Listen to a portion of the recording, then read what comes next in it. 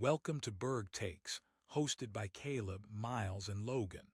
For all black and gold sports, it all starts here, nestled on the mighty Pittsburgh rivers.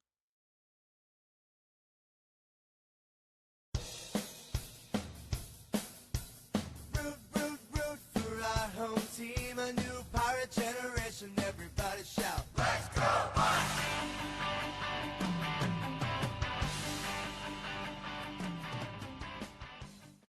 Welcome back to BurghTakes for episode 18. I'm your host, Kaleb, joined by my two co-hosts, Myles and Logan. How we doing this weekend? Great.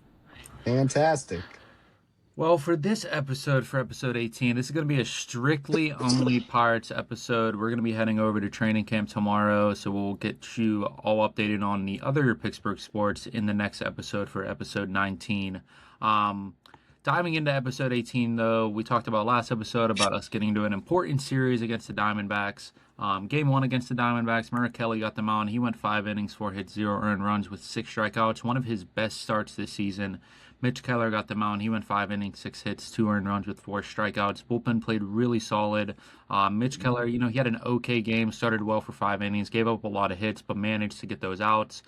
He did blow up in the 6th with bases loaded. Don Kelly did have a chance to pull him. He went out and then didn't pull him. Per usual, Don Kelly getting, bitched by all of our starting pitchers, per usual. Yeah, it does. I mean, Jared Trill also, he had a great throw to home plate in the 6th. I wanted to mention that with 1 out. That was pretty crucial. But good inning by Yohan Ramirez in the 6th, not giving up any runs with runners in scoring position, and a great closing inning by Montgomery in the 10th. Valdez did have to exit this game with an injury on his wrist in his hand, but it was totally fine. He came back next game, not really anything serious.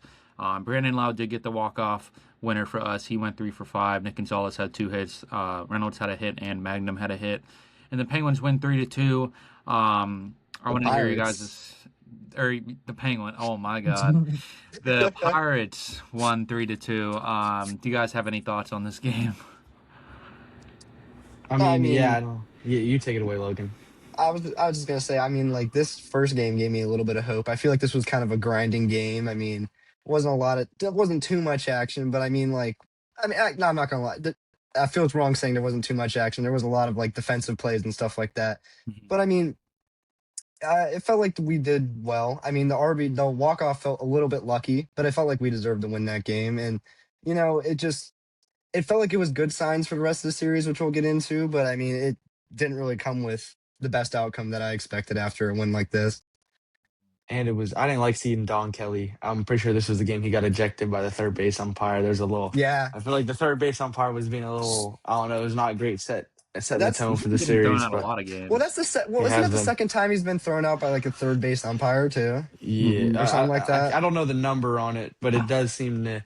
It's not the first time for sure. You can you can confidently say that he has a problem with the officiating crew. We'll get in that more for sure in the series. Yeah. And I feel like we should just save our thoughts when we get to today's game for it. True. But that's all I had to say. I didn't like seeing that. Shout out Don.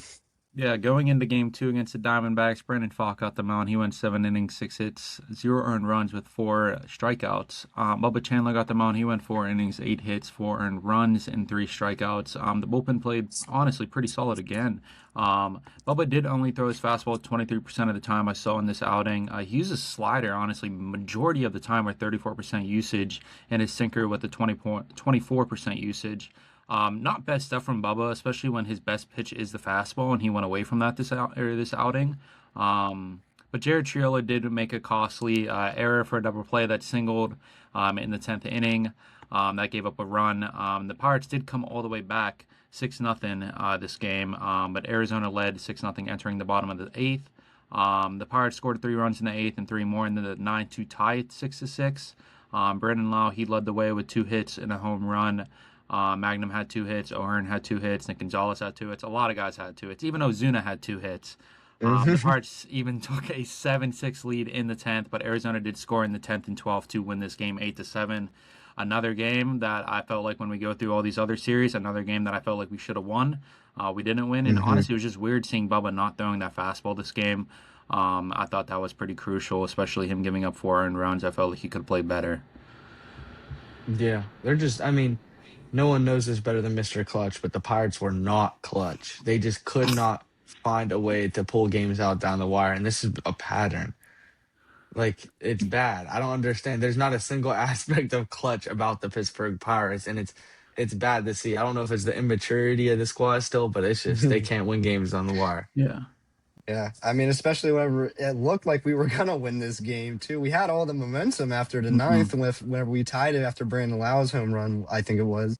Mm-hmm. But I mean, just that was just a tough pill to swallow. I mean, definitely not the worst loss we've had since the last time we've recorded, but I mean, this was one. This was a bad one. I mean, we should have won this game. That's bottom line. Yeah, I didn't even mention Lowe and Reynolds went back-to-back home runs to tie the game.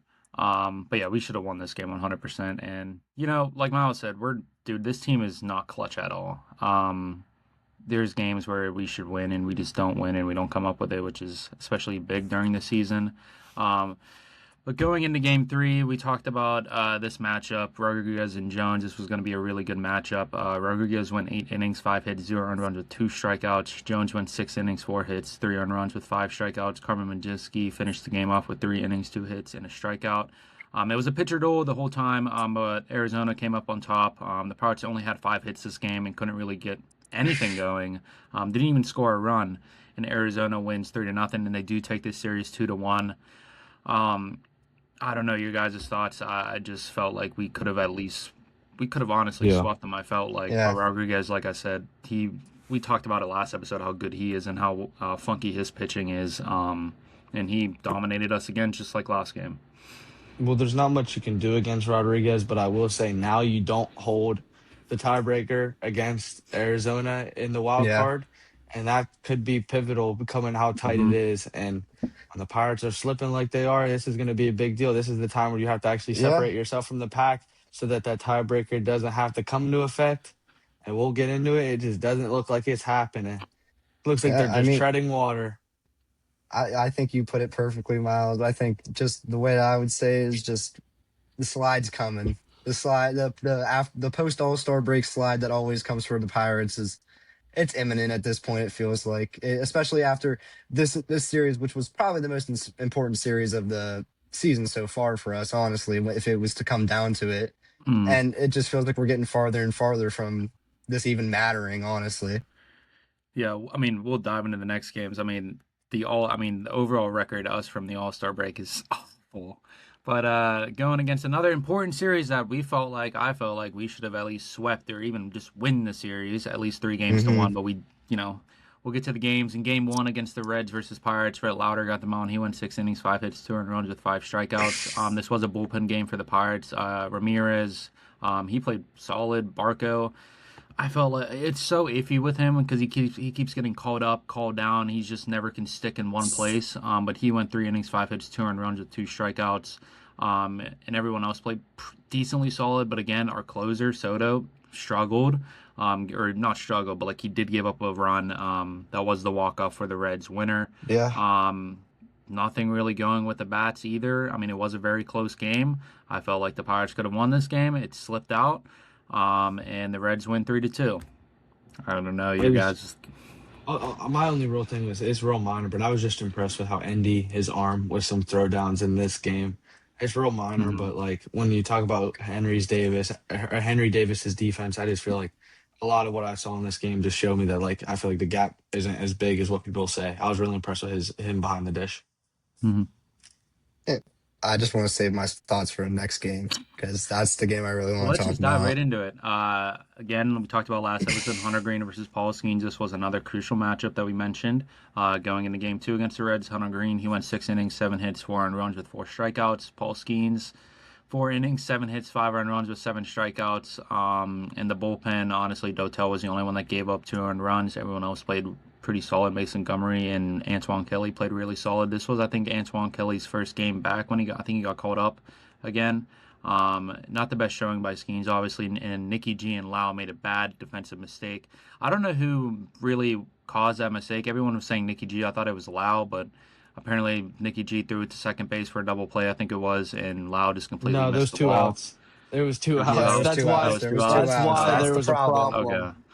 Yeah, so I don't know who really made that mistake, but it did cause a run. Well, it was Nicky G who made the mistake. That's that. I I'm just sorry thought to it cut was you off, Lowe Caleb. though. I thought it was Lowe when No, I guess I no. didn't I look mean, at Nicky G it. should no, not no. have thrown there, but Lau could have Yeah. caught it. That's the Well, thought that's that the thing. is rational.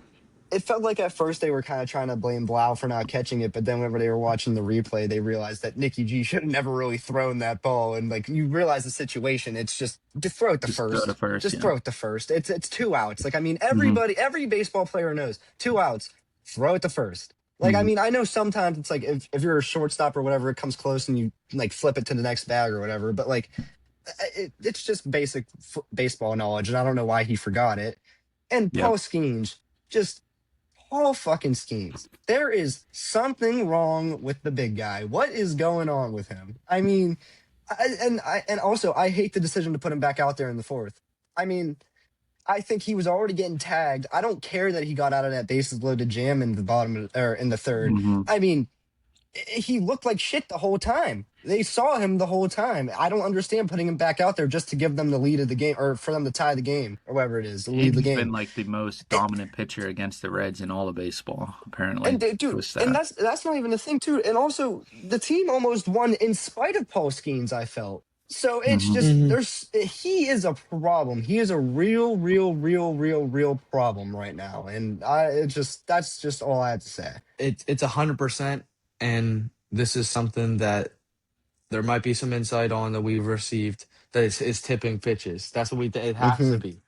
I think It it's happens. evident here. What you see this is that there's tape on the guy, and I feel like that's becoming a more common like opinion now. I Yeah, think that's true, and also with his speed down too, and the tape, it's just a bad combination.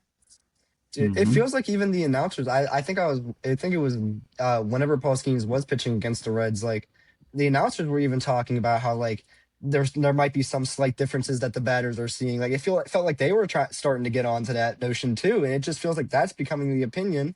And I mean, Hmm. what else? I feel like what else could really explain how shit he's been? I mean, other than the fact that he hasn't been throwing over 98, which that's also weird. I don't know how you guys feel about that, but to I me that just feels like I mean, to me, it feels like he's like just. I don't know if it's like I don't know. Maybe it's a confidence thing. As weird as that might be to I don't say, know like why he can't he get doesn't to that. have There's it no anymore. I way. don't get it. There's He no doesn't have way. it. I Please don't don't know. tell me Like you're in the camp that says, "Oh, when you have a girl like Livy," I've literally seen no, people no, say, no, no, "When no, you no, have a no, girl like no, Livy Dunn, you no. have to I'm not. please that, No, and you're gonna no. worry about other things you can't perform." No. I'm not I've really saying seen people that. say this. No, no. I get.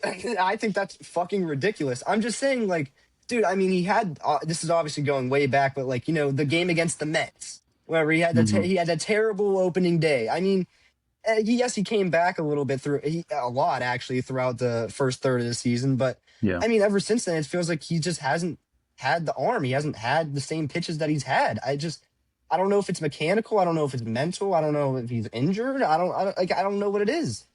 Like I, also, there's the tipping pitches thing, which it doesn't help. Yeah, yeah, I don't know. I it's really got to I be a don't have an combination answer. of things. It's Yeah. a combination of things for sure. I think it has Yeah. to be all of those things, a little bit of all. But Yeah, Hmm. I don't know. The Reds. I mean, oh, sorry. I I was was gonna just say the gonna Reds say, did. I was just gonna say the Reds did win this game 8-7. It was a pretty close game, but yeah. yeah.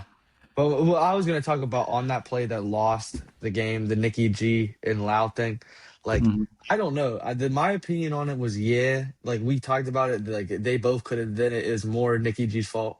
Whatever. He's won us a lot of games, so ultimately you gotta like let him go on. But the thing I don't like is like Joe Block, Greg Brown, the guys who are getting their checks cut by the Pirates organization, who defend the guys who are bad when one of their best players makes a mistake who he doesn't make a lot of time. The reactions I feel like are so harsh. Like I don't know yeah. if you guys saw the reaction, but Greg Brown and Joe Block was Hmm. like, oh, if he makes a play that any other third baseman makes. And it's like, yeah, sure, they're calling it how it is and they're allowed to voice their opinions and all, but I feel like there's a bias for them to defend the guys because they're obviously getting employed with the organization to defend all of the players. And then one of the guys who deserves their praise and a moment just because of how good he's been all season, they instead of like they drag it out and they make it. I don't know. I feel like they were a little harsh with their criticism. Ultimately, it's not I going to be agree. something they talk about long term, but that was a little crazy to me to see personally. No, I mean, I Yeah. agree. I think I had to like go on a it rant comes on to a that real quick point. because that was No, no, disrespectful. no. I think you're right. I think it comes to a point where it's just why it feels like favoritism. I can Hmm. sort of agree with you. And also too, if there's two guys involved in the play, and like there's a guy like Kaleb Yeah, who he can see, and like even I could also see it too. Like, yeah, there's two guys involved in the play. Why are we singling out one, two? The exactly. Pirates made a bad defensive play. They're a team club. No one's playing good right now. We can't have this Yep. media mentality where we're just being like, you did this, you did this, you did Hmm. this. The Pirates are not playing good. 100% I don't agree. know. That's a good way to They put it. were way too harsh on him. They were way too Yeah. harsh on Nicky Jean. I feel like he was singled out personally. Hmm. I agree. Yeah, going into game 3 against the Reds versus Pirates, this game was a rain delay. They did finish out this game, but big stoppage in between innings. Andrew Abbott got the mound. He went 5 innings, three hits, 3 earned runs with 1 strikeout. Ashcraft had another mound visit. He went 5 innings, 2 hits, 1 earned run with 5 strikeouts. Carmen Majewski and Gregory Soto finished out the game. Great game by Ashcraft. He honestly started pretty well. I felt like he would have gone to 7 innings if the rain didn't end his outing. But the hits showed up early, honestly. We got a lot of runs pretty early. Magnum went 2 for 5. Lowe went 1 for 4. Reynolds went 1 for 4. Valdez had an RBI. And the Pirates did win 4-1. I don't really have any thoughts on this game. I guess just a good bounce back Me game. either. But if we want to just dive right into the trade that I think we happened, should. Yeah. Carmelo Doval got traded. He was from the Yankees from Amor Alfonso and Luis Cruz. He had his best career was obviously with the Orioles. He was an all-star. Giants. I knew it was an orange team.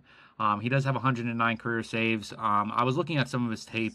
It does look a little funky with some of the stuff he does. Obviously, his fastball can get to 100. He has some really good 2 other pitches. I don't know what it is, but it's pretty, what do you call it? Like, it can get guys out, I guess. Like, He got some speed, yeah. speed. I think he got like a Yeah. 98-mile-per-hour sinker or some shit like that. Yeah. Yeah, he And does. it's, Yeah. and it can really, like, curve and, like, move around pretty quickly. But yeah, I don't know if you guys. I mean, this is the only trade the Pirates made so far. Obviously, the deadline is tomorrow. You've been seeing other teams making trades, and we'll talk about that. But do you guys like the trade, or I don't know your guys' thoughts? I don't really have anything on it. I think it's a cool move because honestly, like I know I said all the other moves were underwhelming, and sure, this really wasn't like a big move, but it is a guy who did have a past, and if you look at his number this year, I think it's pretty split. Like he had 20 innings home and away, but like his home ERA at the Yankee Stadium, which has that narrow right field, which is completely different than PNC Park, which has the Clemente wall. He has a 7 Mhm. ERA, and then away from home, he has like a 1-some ERA. So that gave me a little bit optimism, like, oh well, he pitches bad in the Bronx where the stadium is nothing like PNC Park, and then he has that resume too. So I think it's like, even you said in these last few games the bullpen hasn't been the Achilles heel. It's been the starting pitching or the bat's not showing up at times. So I honestly think like if you're building a bullpen, like this is like one of good pieces in the right direction. I think you only need like one more piece. And I know we put out our list. I saw they were interested in 2 of those guys, Luke Weaver and Adrian Morejon. So like if you just patch up one of those guys, you get Doval, and then you got was it Marciano or Marciano? Like I think that's a good deadline for you to actually say you established your bullpen and fixed it. Yeah, they got the wrong Yankee. They should have went after Luke Weaver, but it is what it is. No, But Duvall, I I, heard he does struggle against left-handed batters, so I don't really know. I I, don't. I mean, I'm kind of in the same boat as you, Kayla. I feel like this is kind of just meh. I mean, I know Miles was saying a lot of good things about him, but I mean, I just feel like this is a guy that like the Yankees like a year ago or a couple years ago gave 4 prospects away from it. Now we're getting him for 2 because he kind of blows, dude. I mean, I don't really. I mean, Should have just got someone maybe he'll else. work out, but I honestly had some optimism because I saw a lot of Yankees fans saying that like maybe he'll do better away from Yankee Stadium. But I mean, we can talk about it in the next game. Yeah, let's It's just go not off to straight the best into it. start. Why did you just? Okay, buddy. Yeah, we should have got Luke Weaver. I don't know why we didn't, but it is what it is. I mean, I feel like at this point, well, no, we'll save it for later. Going into Game 4 against the Reds versus Pirates, Chase Burns got the mound. He went 6 innings, 2 hits, 1 earned run with 9 strikeouts. This game was a little rain delay. Couple. I mean, Mitch Keller only went 2 innings, 6 hits, 7 earned runs with 2 strikeouts. I mean, I don't even want to. I mean, the Reds won 10-2. The Reds won the series 3-1. Awful game by Mitch Keller. Maybe Mitch Keller can go to the bullpen. Maybe we could test him in the bullpen, take Carmen out. Maybe that's could be a little solver. Maybe we can just experience now. I don't know. Because Mitch Keller does not deserve. I'm sorry, like this dude, he just does not I deserve mean, a starting position. I don't get it with him. Like he should have been traded last year. Didn't get traded. I thought he was going to go to the Cubs. Didn't get traded. I don't know why. We kept him. He averages a 4 ERA, which is okay. But like, dude, you're a veteran in this league. Like, come on, dude. Like, you th- gotta at least improve in your career. He's not improving at all. Maybe I'm not He's looking gone in too deep. worse. He's gone worse. His speed has gone down. It's just like, and also Doval gave up a home run. It didn't really matter. It was already 9-2, but he did give up a home he run. still But did it. he looked good though. He had a strikeout. He did look decent, but he Yeah. did give up a home run. But Well, yeah, I don't know your guys' thoughts on this series. Yeah, I mean, it's. I said it last episode, and I was like, "Oh, they need to do something." Like, I don't got no momentum. The season's over. It's like they're just yeah. treading water. They're floating. They're literally floating. That's what I, they are. 80 and 82, or 82 and 80 is what they're gonna be, or 80 and 82, above or below 500, and miss the I, playoff. I was gonna say this series has been very telling of our future, and I think that this is just showing we're not buyers at this trade deadline. That's why we've done nothing. I mean, we're not good enough. We're behind the Marlins now in the wild card, which we'll talk about later, I guess. But I just wanted to say that like Miles said, the season's over. I mean, I don't like being the pessimistic guy, but it's just what else could we do? Like We do have to win we, at tr- we trade for least. we trade for this Yeah. guy. Paul Skenes sucks. Our starter sucks. Our bats are on and off. I mean, there's no consistency in this team. I No don't see a positive injury. streak All coming. these I see it injuries. only negative Hmm. coming from this team. This Hmm. team is done. You might as well Yeah. put up the fucking thing, Pirates eliminated right now, because it's gonna happen. Yeah, I mean, it's just, yeah, we're not. I mean, it's kind of like just, I don't know why we're not. I mean, we don't know what we're going to do if we're going to buy or sell, but I don't think there's a reason to buy at all. There's no reason. I There's mean, no reason there's no at all. reason. Like, look, we're fighting with injuries. Our pitching is idiotic. Our hitters are all injured. Ryan O'Hearn just went to a 10-day IL. We haven't seen Cruz in a while. Obviously, he might be back, but still, like this team is not consistent at all. We win And games, we lose games. Pitchers play well, batters don't play well. Batters play good, pitchers play terrible. It's just there's no consistency. And I feel like I talked about this on a past episode when we were talking about potential like Aroldis Chapman trades and stuff like that. But Hmm. I've been saying it. I wouldn't want to trade too much, or I wouldn't, especially now. I wouldn't want to. I don't want to buy to potentially maybe make a playoff spot. Because like Mhm. right now we're out of that spot. We're not gonna make it. And so what is one person really gonna push us to making the playoffs? I mean, no. I mean, especially whenever we have too many gremlins in the fucking clubhouse. There's too many issues. Hmm. Well, let's just dive into the outlook. Obviously, we go against the Brewers away. The Brewers are playing really well. We bring back the Mets. We're going to be home for that series. Brewers are 69 and 42. Cubs are 63 and 49. We're stacked right in the middle with 56 wins, 57 losses. We're 14 games back in the Central.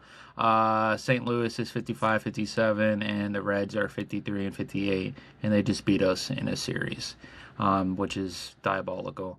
Looking at the National League wild card, though, we are 3.5 games back. Obviously, the Marlins are in front of us. Padres are in front of us, and then Diamondbacks and Phillies, and then obviously the Cubs. But yeah, it just comes to a question like, do we like? I mean, we already answered it, but like, I don't think we should buy at all. But yet again, you never know what's going to happen. I guess we can think more positive. Like, you never know what the Marlins are going to do. Obviously, the Padres, they're iffy with their pitching right now. And obviously the Phillies are still the Phillies, and they're playing well. But like it's still up the grabs. I don't think it's completely over. But I mean, in this Brewers series and Mets series, you're really gonna have to try and make sure the Padres and Marlins at least lose some games. Mhm. Obviously the Toronto Blue Jays, I know they played the Cardinals and they won I think 2 games out of that, so that's I guess good. But now it just comes to like just praying for other teams to lose. But like you never know, we could still squeeze in, thinking positive. But I think do I it's think we possible make because any the second moves? half is Yeah. easy. Second half was easy. We got through the hard part. Or not well. Not well. Some scratches and bruises. I didn't hear no bell.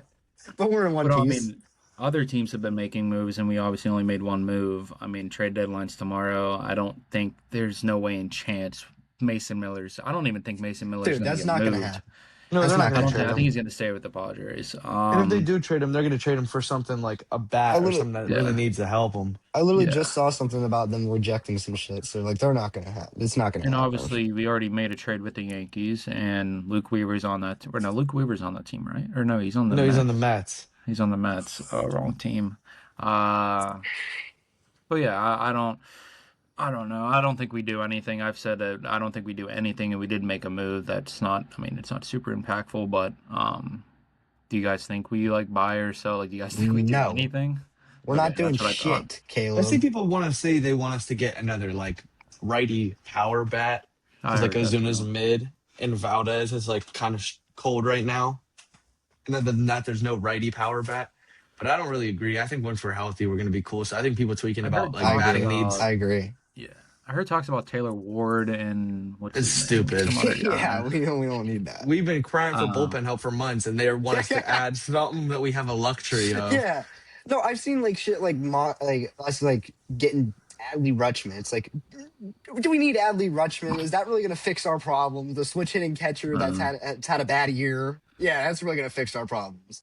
Well, there was some controversy, though, with prior ticketing. Myles had the source for it, if you want to just take it away. This is from the North Shore 9, but it was reported that they had the second highest get-in price behind the Dodgers, ahead of the Cardinals at home and the White Sox at home, which are obviously two bigger markets. And then also it was seen that for student ticket prices, they were actually higher than regular prices. So a little bit interesting there. I just wanted to hear you guys' thoughts on just one, the tickets being so high, and two, the scummy stuff of them charging students for more. It's just an interesting development. Just a great thing for the Pirates to do. Yeah, just scam all the students. I mean, well, what's $8 more from a student for Bob Nutting in the pocket? Yeah, they need it so they can pay Ozuna's contract. This is what they did it for Ozuna's contract. Yeah, I mean, shit.